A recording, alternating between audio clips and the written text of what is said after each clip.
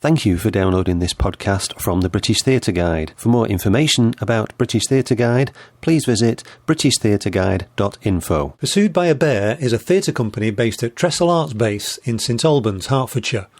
Before the coronavirus lockdown, the company was preparing a tour of a new project, Nothing on Earth, written by Anna Reynolds. The tour hasn't gone ahead as planned, but it was used as the inspiration for a series of short web films of monologues about inspirational women from history. I spoke to Pursued by a Bear's artistic director, Rosamunde Hutt, when half of the 6 films had been released, and asked her to explain about the project. Nothing on Earth Shorts has been developed over the lockdown period, but it has actually rather a wonderful and long, rich history. I was delighted to be invited to be honorary director of Pursued by a Bear in 2017 by Thomas Kell, the chair, and the board of directors. I say honorary director because Pursued by a Bear is a project-funded company. So obviously we apply for funding to do any projects that we wish to do. So we then went to be based at Trestle Arts Base in St Albans. I'd had a long and rich collaborative relationship with Trestle and with its then artistic director, Emily Gray. And in St Albans, it was, of course, the wonderful writer Anna Reynolds. And I'd worked with her a long time ago in another incarnation when I was artistic director of Theatre Centre, and followed her work ever since and was very keen to work with her again.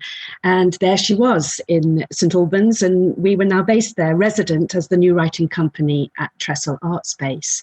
So I asked Anna for any ideas that she had, and there was one that really grabbed my imagination. She called it a sort of Top Girls in Space, honouring Carol Churchill's Top Girls, maybe more about that a little bit later. And it was she and Trestle had done a huge project called Hertfordshire Hidden Heroines, funded by the National Lottery Fund, about finding the heroines, the wonderful women, the rule breakers, the pioneers in Hertfordshire. And she wanted to put 3 of those heroines and make them collide in space and time, both together and also with a young contemporary millennial. So this became Nothing on Earth. When I joined the company, had suggested that we put women playwrights first and foremost. The company had been going since 1998 and had always focused on new writing, and indeed worked with a lot of women playwrights. But I felt, let's put this right up and centre. And actually in 2018, it was the suffragettes' centenary. And one of the heroines in Nothing on Earth was the suffragette Lady Constance Lytton, who was Hertfordshire based. So to cut a long story short, we then moved into periods of research and development, funded by the Arts Council. And we also devised a community programme of engagement. We found 6 glorious partners, and we're going to produce a tour this autumn under the banner of the Hertfordshire Year of Culture 2020. We literally popped our Arts Council application for the tour into the Arts Council's inbox, and I think it was probably 2 or 3 weeks later that the pandemic really hit and lockdown hit. And as you know, the Arts Council of England paused all those applications. Yeah. So then we had this beautiful show, all this work, these partners, this rich community engagement that we'd done with elders, with university students, with the community, with singers from community choirs, but we had no tour. There was this small window where the Arts Council gave the opportunity to apply for Arts Council of England emergency funds. I think it was about 6 weeks or a month. I was busy by then already on my first Zoom production, which coincidentally was Top Girls at East 15 Acting School. All right. Yes. And our chair, Thomas Kell, said, let's apply. And I just need to put this into the context of the fact that my predecessors at Pursued by a Bear, as I said, their passion was new writing. But Helena Bell, my predecessor, who'd worked there for 10 years before myself, she'd introduced, with Grant Watson, who became associate director, a very detailed focus on using film in theatre. They'd made films, educational films, they'd used films in theatre, and Grant had also spearheaded and was developing the whole concept of transmedia storytelling, web series, inviting communities to respond online to the work, the new writing that the company was delivering. So I'm hastening to add that we were overjoyed when we got the money to create digital content, but that comes from that long history and that expertise of Grant, who would be part of the project. And just also to place into context, another key partner, and in fact, the person who really actually, the people who really actually instigated this, the fact that we thought we had the brio and the bravado to actually put the application in, was the University of Hertfordshire, who was one of our partners. Grant had done workshops with their digital media students last year, creating ideas for Nothing on Earth, Instagram stories, social media campaigns, etc. And the University of Hertfordshire were going to do a Festival of Ideas in July, inviting academics, theatre companies, poets, politicians, all to be involved in looking at creativity and thinking. But of course, they'd had to change their plans, and they asked us if we could provide online content. And indeed, they funded the first film. So we evolved the idea of 6 shorts, 6 small plays, 6 monologues, written by Anna, inspired by those Hertfordshire heroines who were in the original Nothing on Earth play. But we invited Anna to write about any other heroines that she wanted to, anybody else, so that in a sense, Nothing on Earth wasn't remaining static as the play that we hoped to go on tour, but was burgeoning and blossoming into lots of different incarnations. By some miracle of fate, we got that money. We're ever grateful to the Arts Council of England and to University of Hertfordshire for kicking us off. And we then Anna started straight away writing the shorts, and we started working on them in the middle of May. And we have now done 3, Learning to Fly, How to Build a Plane, and How to Land. So the original one that was conceived for stage, you mentioned Top Girls. Top Girls famously has a first act where different women from different periods of history are all sat around the same table in a restaurant. Was there more interaction in that way between the characters rather than being separate monologues? No, absolutely. The original play, Nothing on Earth, which I hasten to add, we do wish to do once we turn the corner.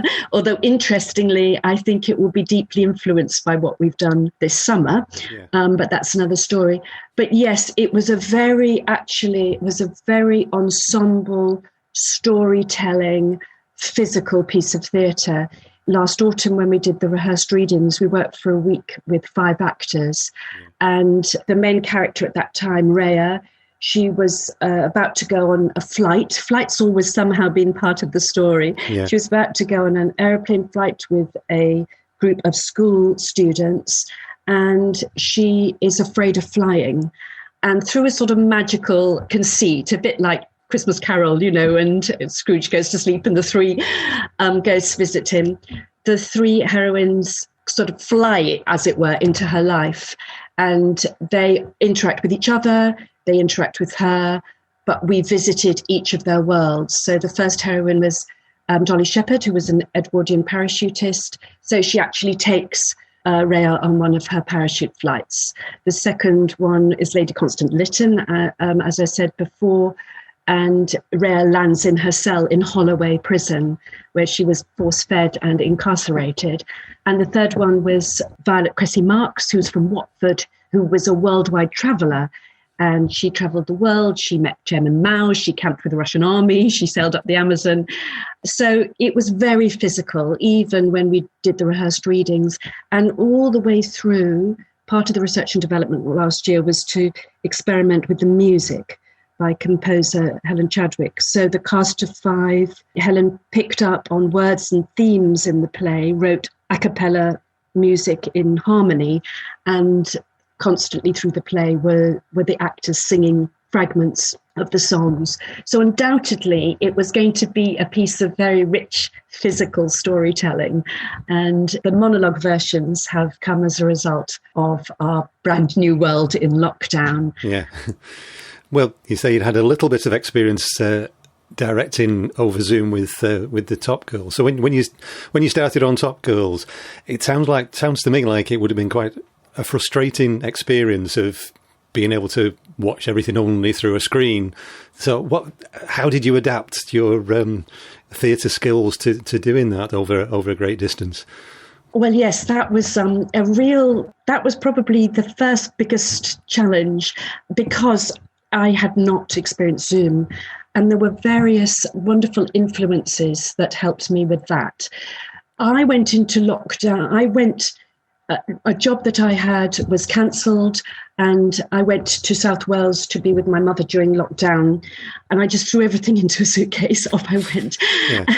and with like one acting, file and nothing else. And the head of the course at East 15 Acting School, it's an MFA international acting course. The head of the course, Robin Snella, said, "Oh, well, maybe we'll do monologues on Skype." But then brilliantly, he developed that idea sort of probably almost on my journey. And by the time I got to Cardiff, I was going to be directing Top Girls. Well, not quite, but that was the sort of almost the way it went. And he was influenced already by then, had watched the Shakespeare stories online. The show must go online. Oh, yeah. They were one of the first, weren't they? Yes. Brilliantly to get going. And he said to us and my other director, Tony Graham, he said, "We can do this. You can do this." So I directed 9 actresses who had all jumped on planes because it was the international course. Some of them were still in London, but one was in Beijing, Finland, and America. And it was challenging to be working through these boxes that we know now on Zoom. I was concerned that it would be very technical, and a very sort of technical process where you're thinking about, oh, can you be seen? Can you be heard? And of course, that's a huge part of it, particularly as that project was directed and edited on Zoom, whereas the Nothing On shorts are filmed. But I can talk a bit more about that later. But I was incredibly helped by the expert staff at East 15, particularly by the movement director, Christina Cappadocia, who said to the actresses, "You can be felt, you can be seen, you can be organic. Yeah. Make this box your stage, this is your space." And we played back some of the sort of workshop work we'd done, and she said, yes, you can be playful, you can be organic in this way. That was a huge help. So it wasn't about me suddenly becoming a film director or them being, we're sort of suddenly in the film world. We were still creating theatre on film. And there were difficulties. One huge difficulty was the brilliant speaking over each other in Carol Churchill. Yes. The overlapping dialogue. We did bravely go for it, yeah. But Zoom sort of shrieked. It was good to go for it. And I learnt sort of 3 major things, I suppose. One was the relationship of the eyes to the camera, the performer looking at the audience so that you really see into their heart and souls. The importance about props, that actually it's gorgeous if you lift that wine glass or you hold up that magazine or you put on those sunglasses. And also the importance of the hands, so that it just doesn't all become like what I call passport photos, which you're just seeing people, from the sort of neck up. Yeah.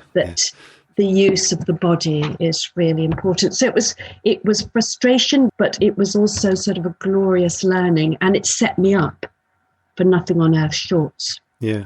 And these I would imagine to some extent it's easier because it's more of a one-to-one between you and a single actor. But there's a lot of it. I've watched the first 2. I haven't watched the most recent one yet, which are both period pieces. There's a lot of attention to detail. You must have had to check the backgrounds for anything that might give away that it's not in the 1940s. And all the costumes and props that the actors have supplied themselves. I mean, you can't even go into charity shops anymore, can you? So it's I would imagine all of that was quite complicated, wasn't it, to put together?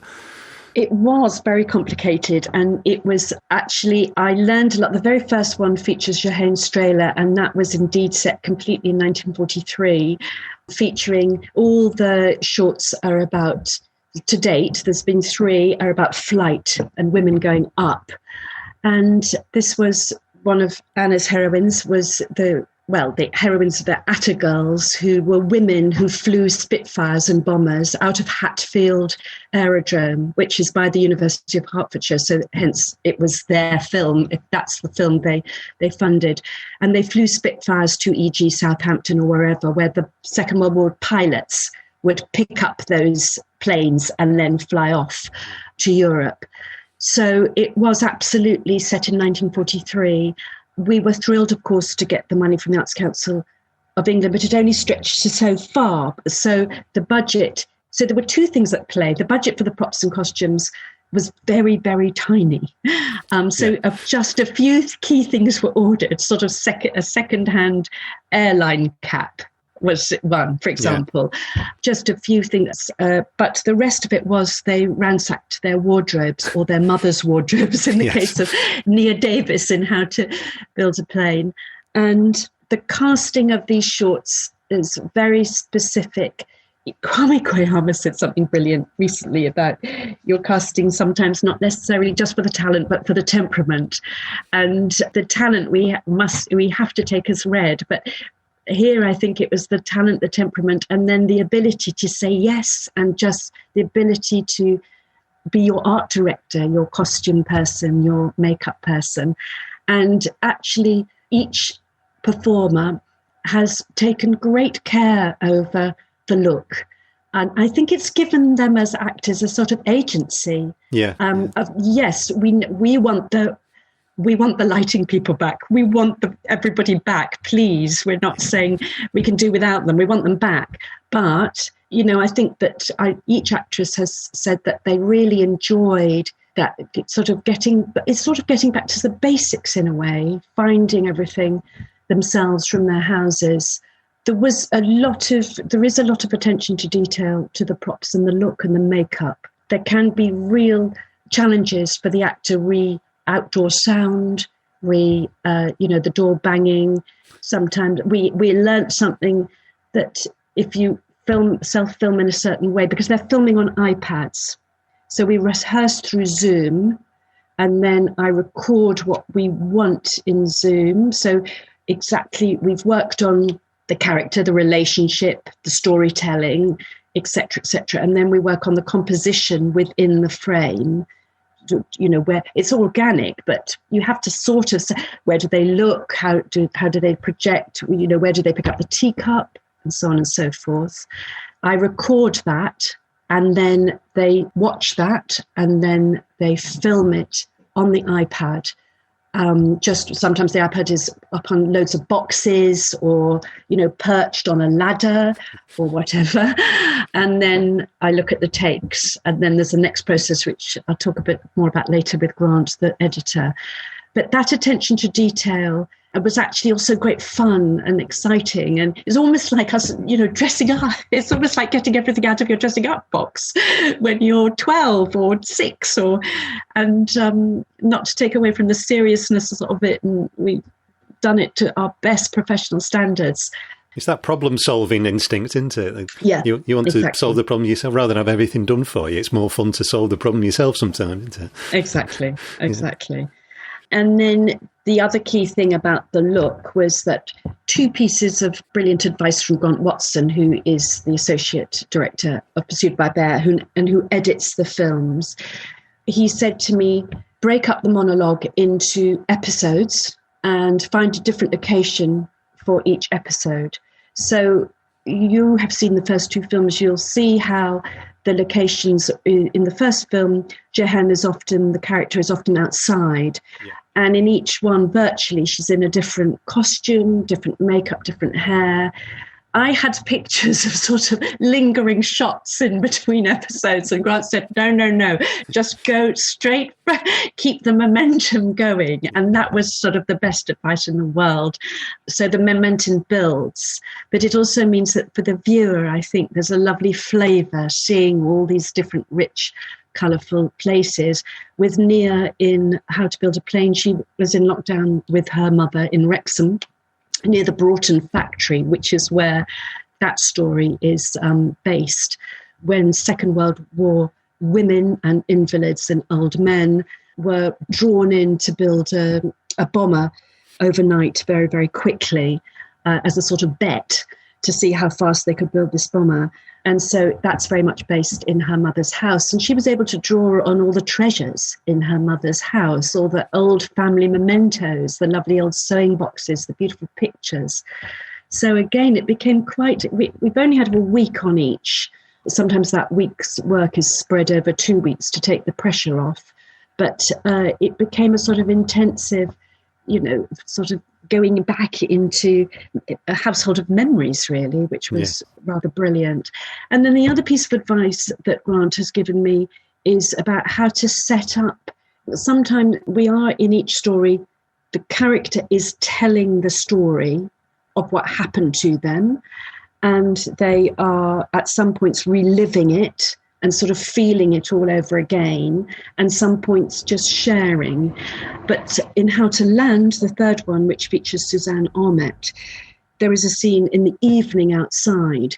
Well, that was sort of impossible for us to film in the evening. We did do one at 8 o'clock at night, and we couldn't even really hardly see Suzanne, although it was a beautiful take, actually, because, of course, we've got no lights. But Grant said, film from the outside of a window with lights on inside in the dark, lots of little lamps. And then if we put that shot before that scene, then we feel as an audience that we're at night. And actually it has a lovely poignancy, because you see that one is set in a care home, and it's modern. You see through the window with a lamp and then this sort of empty chair. And even though we were doing it as a sort of placing, here's our location, it's also got a sort of poignancy, seeing an empty chair through a window. And you think, oh, is the resident still there? And so all of those rich things helped us create that sort of detail, sense of location, place and period. Yeah, it's knowing these tricks. You must have picked up quite a lot of tricks then, while you've been doing something totally alien to you. Exactly. I think that's right. And I think I've now done 3, and there's 6 altogether. Grant has directed the next one, which is How to Space, which is about a women astronaut.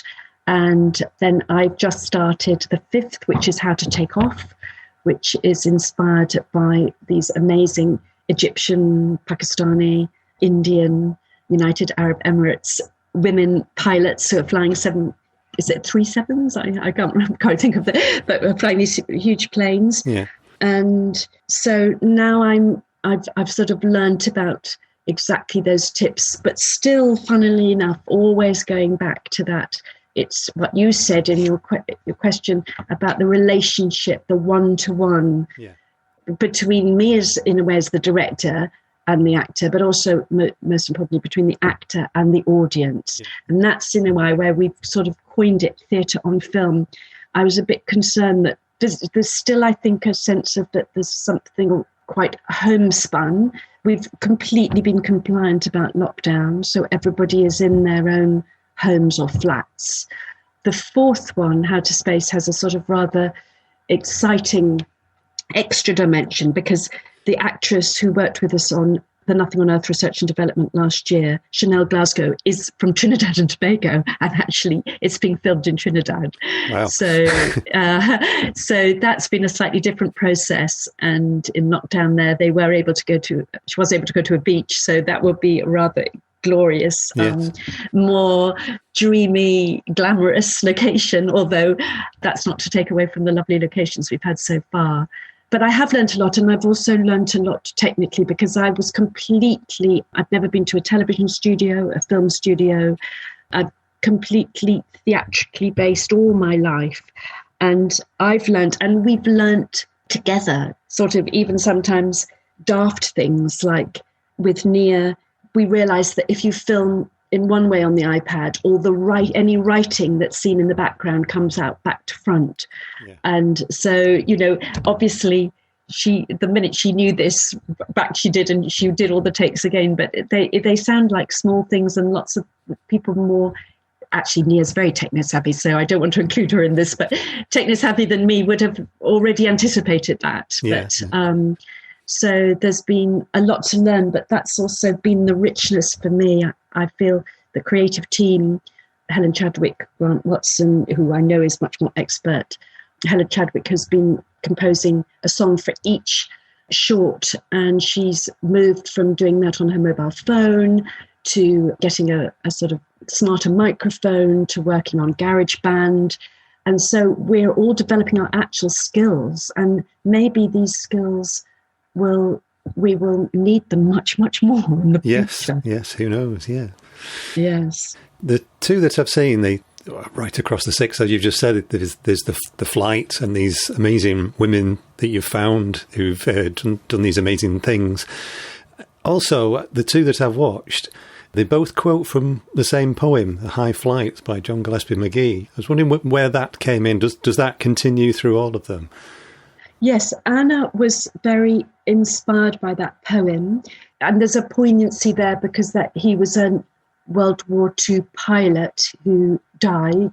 Yeah. But all through the six are quotes from that poem, sometimes more evident and sometimes just sort of subtle. Yeah. And actually, the theme of flight, of going up, of women going up, taking risks in love, life, adventure, career, has been absolutely key for Anna, as has women taking new steps in times of crisis. So the World War women who learnt to fly Spitfires, they were, housewives, farm workers, ballet dancers, and 8 of them, under their commanding officer, rose to the occasion. Let's put it that way. Yeah. Betty, who worked in the co-op in Wrexham in the second film. And actually, these are, as Nia researched it, she found these are kind of really true stories. Yeah. I hasten to add that Anna's, on many of them, she's worked from a composite of real life people. She's put together their stories. They're not one person, each heroine, but they're an amalgamation with obviously some fiction thrown into the mix as well. So Betty from Wrexham was going to work on the co-op for the rest of her life, but she stood up to the plate and helped build this Wellington bomber. The third one, Jade, this is the contemporary one, How to Land. She is a cabin crew member, and when her airline went down at the beginning of the pandemic, she went into a care home. And we were inspired by two things there. The others, in a way, came from the Hertfordshire Harrier Wins idea. But then, of course, as we kept going, the pandemic was affecting us. We're inspired by two things. One, we saw a stewardess from Flybe right at the start. It was before lockdown. I think Flybe went down on something like March the 5th. And we saw a stewardess on the BBC and news channels talking about that, she'd been rung in the morning and the airline had gone. And she said, we thought we were going to be saved and there was no one to save us. And then we read about cabin crew going to work in care homes. And indeed, my nephew, who worked in the travel industry, he started working in a care home the same day as 3 cabin crew members. So again, there's the Jade in How to Land is about somebody who has responded to what's needed very positively in a time of crisis. And of course, there is the link with flight. And in each one, both the words "nothing on earth," which is a quote from Emmeline Pankhurst, the suffragette, I think she said it in about 1913, something like that. Nothing on earth and nothing in heaven will make women give way. So that's quoted throughout. And then there are little phrases, the burning blue, touching the sun, I turn my face towards the sun. There are quotes throughout the pieces, and that is actually very deliberate and will keep going. And it's often those words that Helen Chadwick has picked up, not just those, but for the songs. There's a song at the end of each one, I turn my face towards the sun, nothing on earth. So from the poem and from Anna and from Emmeline Pankhurst, they're all subtly woven in. Yeah. The two that I've seen, they do sort of draw you into the characters, and Betty in particular. I'd read about it was about these women who built this Lancaster bomber in it's 24 hours they actually did it in the end, didn't they? And yes, I assumed they were, because I know a lot of women worked in armaments factories during the Second World War. I assumed it was something like that, but they'd had no experience at all. And at the end, she said there was no going back to the co-op, and I wanted to know, well, what did she do? What did she do after that? No, we actually do wonder. I think there are examples of the real ones who then went to work in the local steel factories. Right. I think, they did, the real women who inspired Anna. So I think some of them did go and do jobs that they might never have done before. Yeah. But yes, it was an amazing story, the Broughton factory. And there is this incredible old film, which you can see if you go to our blog on the Pursued by Bear website. There's a film, it's about a 10-minute film, which actually shows the process. And what we were amazed at was that the women were sort of all looking incredibly glamorous. There were no hard hats, and one of them had sort of come late from a party, and she was wearing this pretty blouse. And it was an incredible story. And it's still, I think, very potent in North Wales today, that story of the bomber. It was a sort of miraculous event. And Betty, yes, who is quite a formidable character, we laughed. We said we felt she was a bit. We set it in 1972 with her looking back, although she sort of really becomes, during it, she sort of almost becomes her young self again. And Nia and I sort of imagined she was a bit like the sort of the Dagenham women who were sort of fighting. There was a lot of stuff happening around the late 60s, early 70s, of course, with the women's liberation movement, etc., etc. And we felt she had a sort of cheekiness, which was a bit like a sort of Barbara Windsor cheekiness, or, sort of a cheeky, that she was brave enough to speak up to the people who were giving them the instructions. And great fun. But then once Nia started to sort of ask neighbours and friends, all sorts of people around her in Wrexham, their mothers, grandparents, etc., had worked at Broughton. So I think with Nothing on Earth, the real big play, where we did a lot of community workshops and we were involving people singing within the performances in the R&D last year, and we were getting stories from elders in supporting housing schemes in Tring and Hemel Hempstead, getting their stories, their memories of heroines in their lives, and weaving them together into short texts that we would do as a curtain raiser, which we experimented with last year. So the community aspect of this project has always been very important, and we've been excited that the shorts have resulted in conversations that have taken people back into memories, and I think they hopefully will also result in conversations about now as well, about what's happening in the airline industry with flight, and also how we've all had to use transferable skills in this new world that we're living in. Yeah, and the good thing about it compared to a lot of lockdown created works online is that it's not actually about lockdown. It might refer to issues that we're going through, but it's not trying to mirror the experiences that we're all going through. You're actually trying to create something that you would have created anyway, but in a different format, aren't you? I think that's exactly right. I think Anna is, funny enough, in her last blog, she said about how to land, she said, despite ourselves, we actually, the pandemic is mentioned in this one, which hasn't really been our aim. But what I think was good was it was sort of mentioned, it came in naturally. And exactly that. I mean, again, for my research, I watched a great deal of the isolation stories, Unprecedented, the unsung stories. I think one was that were shown and made very quickly and expertly for the BBC, ITV, etc. And it were very, very helpful, brilliant to watch. But we were already on our course of let's look at these women who go up. In a way, we were all sort of not only earthbound, but we were housebound, weren't we?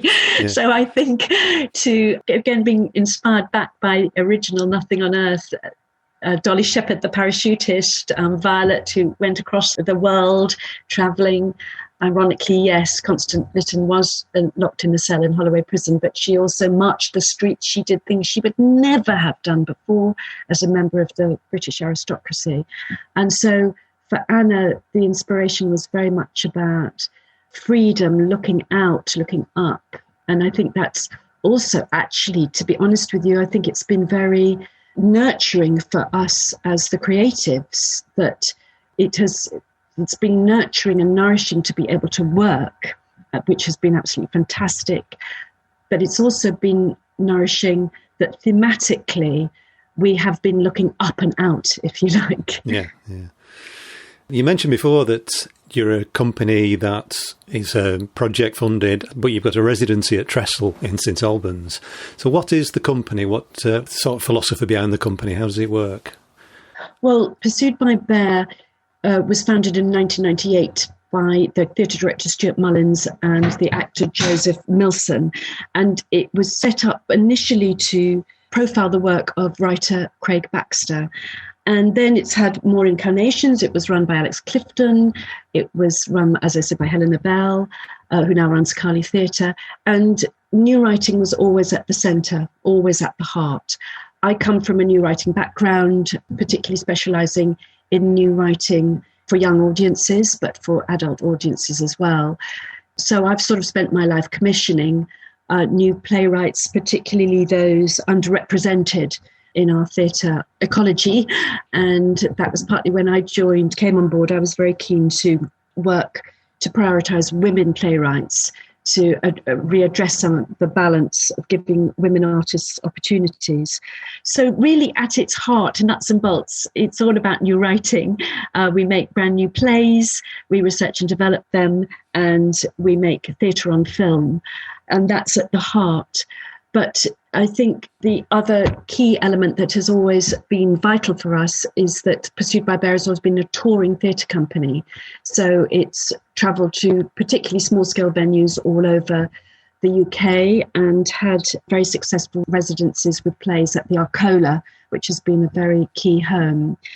The theatre ecology has changed so much in recent years, which not just due to the pandemic, but also due to austerity, etc., etc. And actually, I've toured all my working life, and it's actually very difficult. It was becoming more challenging to get touring theatre out there.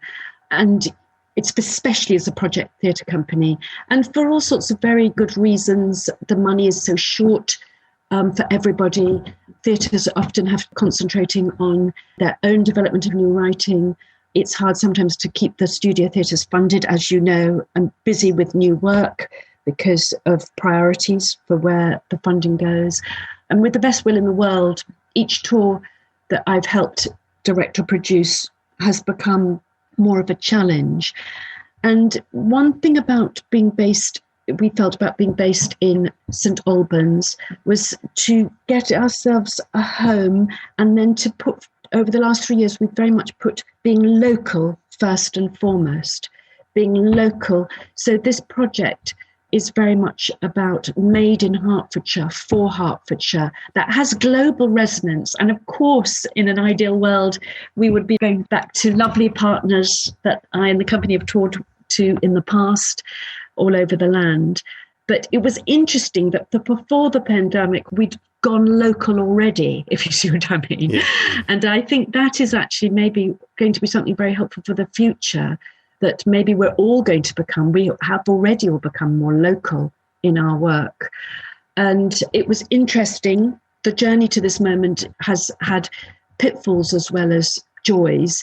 We, in 2018, put in an R&D application for a week's work of R&D and 2 rehearsed readings to the Arts Council, and we didn't get it because I think there wasn't enough evidence of partnerships, of future, of community engagement at that point. So we then worked incredibly hard, and we were guided by Emily Gray, who was then the artistic director of Trestle, and her team, forging partnerships in Hertfordshire And out we went, and we got 6 fantastic partners: the University of Hertfordshire, Hertford Theatre, Dacorum Borough Council, Trestle, Pump House Theatre, Watford, and the South Mill Arts, Bishop Stortford. And we sort of delved deeply into what offer we could give those partners and what we could help them do.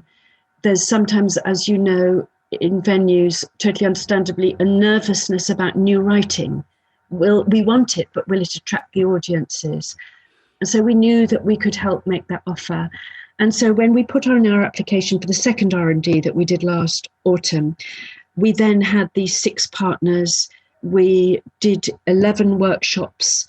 As I referred to slightly earlier, we did workshops courtesy of Dacorum Borough Council with supporting housing schemes in Tring and Hemel Hempstead, where Trestle and ourselves went in to talk to the residents about the heroines in their lives and their memories. And we got incredible stories about, there were women there who'd moved, been evacuated from Hackney to Tring and never left. There were women who'd crossed the world, travelled all across the world to live in Hemel Hempstead. We heard of parents who had fled the Spanish Civil War. We knew there was a whole other rich layer of stories to share, not just the ones that are on Wikipedia or gloriously in history books. So I think in a sense that the new writing is still very much at the heart, but what we're developing even more in our very centre is the localness, the Hertfordshire, the working with, and then the community aspect, the engagement with local people, drawing out their stories. When we did the R&D with the Hertford Theatre in the afternoon, we held an open singing workshop. Helen Chadwick taught the songs, some of the songs from the play. That evening we had a rehearsed reading. There was a moment where the suffragettes sang a song that a text that Helen had put to music, that Emmeline Pankhurst quote that I talked about earlier. And the 8 women who'd been in the workshop, they stood and they sang the song with the actresses on the stage. And we were hoping and imagining that this would be the future, that we wouldn't just pitch up, do a show, which we love to do and go off again, which we'll still do, hopefully, if that day ever returns. But we would, wherever we could, we would always create some community engagement. So I think new writing, community engagement, and that trying to deepen the relationship with the community, which being based at the very rich, vibrant Trestle Arts Base, full of arts activities, community activities, hosting new theatre, making their incredible masks and doing mask work, etc. That gives us a base. We're very fleet of foot. Nothing on Earth Shorts has all been directed, from my dining room table on my laptop and, et cetera, et cetera. And we're used to, like we all are as theatre people, used to adapting. But it is lovely to have that home, to know that Trestle is there and that all their links and knowledge and local networking under the new creative direction of Helen Barnett as well, can help us gather these communities together and move forward in new and exciting ways. So I think that's the heart, that's where we've sort of led. And now who knows, when we finish the next 3 films, which we should do by the end of October, we don't know what will happen next. We will have to reinvent the project for the post-pandemic or for our new normal. That was Rosamunde Hutt, Artistic Director of Pursued by a Bear, speaking about Nothing on Earth Shorts. For more information about where the plays can be watched and about the company itself, see pursuedbyabear.co.uk. You've been listening to a podcast from British Theatre Guide. For more information, please visit britishtheatreguide.info.